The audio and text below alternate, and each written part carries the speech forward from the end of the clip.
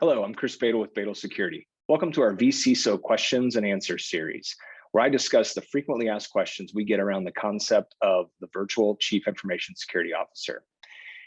Today is about the size of the institution and how well the virtual CISO concept fits in both large and small institutions.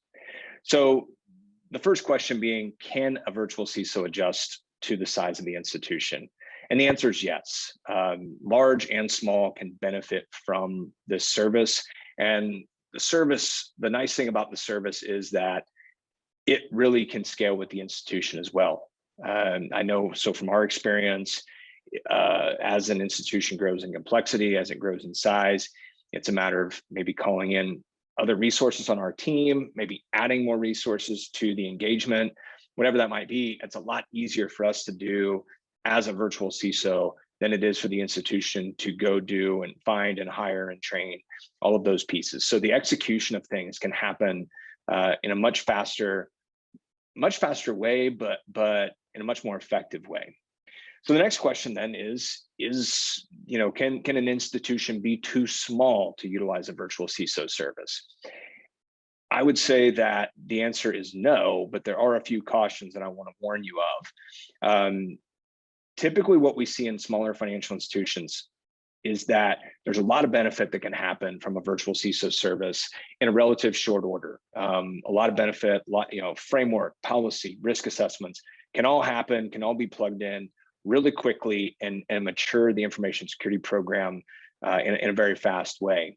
The challenge is, does that institution, if it's small, if it's under 100 million, do they have the other pieces of the information security program that we need to see in place, those other roles? So your IT and operations staff, your monitoring component, your auditing component, do they have the players in place that can execute on what needs to happen from an information security program and what the vCISO is going to outline that needs to happen?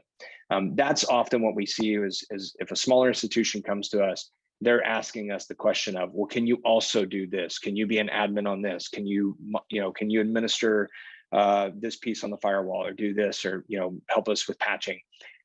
You really want to avoid that with a virtual CISO. So then the last question really becomes, what about can an institution be too big? And one, your mind automatically goes to that as a bank or credit union grows, everyone just assumes that they need to hire an in-house chief information security officer. And while that's not incorrect, because the need does increase, there's also a challenge for those larger institutions as well. Do they have, can they find someone that can lead? Can they find someone that can grow with that institution? I'll tell you personally, we've seen virtual CISOs, their virtual CISO service being successful in institutions as large as 5 billion. I've heard other success stories in even larger institutions. One of the things you want to be really careful though with in selecting a virtual CISO provider, if you're larger than 2 billion, is, does that virtual CISO provider, are they able to be a leader in your organization? And what I mean by that is in smaller institutions, it's really easy for a vCISO to come in, they set the framework, they set the policy, they can go do a lot of the things, they get it done and check it off the list, and that's it.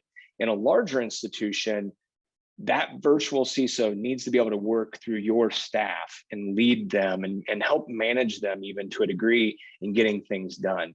So you're going to want to check with that provider. Do they have someone that they're going to assign you that's capable of being a leader in information security, and not just someone that can execute? Well, I hope you found this video helpful. If you have any questions or want to know more, you can always go download our vCISO white paper on our free resources page on our website, or feel free to email us at support@badelsecurity.com. Thank you.